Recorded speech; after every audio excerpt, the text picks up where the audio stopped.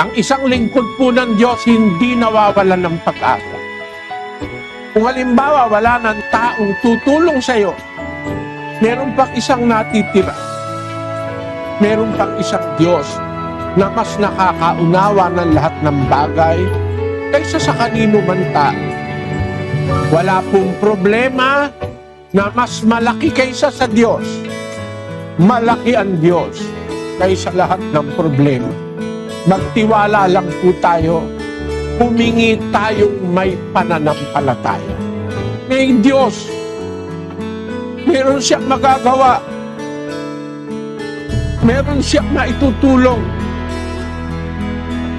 Sa pamamagitan ng wika ng panalangin at daing, na may pagpapasalamat, ipakilala ninyo ang inyong mga kahilingan sa Diyos.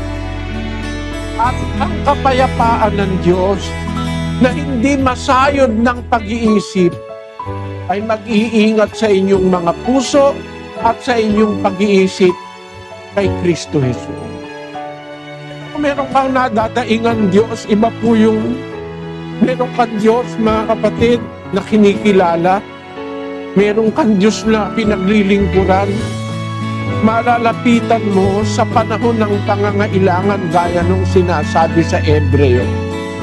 Magsilapit nga tayong may pagkakatiwala sa luklukan ng biyaya upang tayo magsipagtamulang awa at makasumpong ng biyaya upang tumulong sa atin sa panahon ng pangangailangan.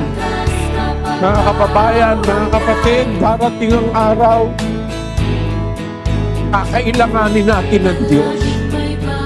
Pero mga panahon, kailangan natin ng asawa, ng kaibigan, ng anak, ng magulang, kailangan natin.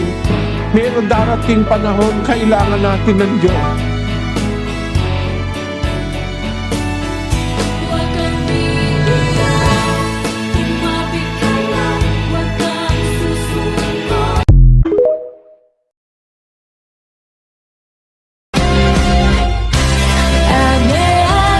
Gusto kong i-share sa inyo. Pag wala kang kinikilalang Diyos, hanggang tao ka lang. Pag wala ng taong makatulong sa'yo, wala ka nang madadaingan.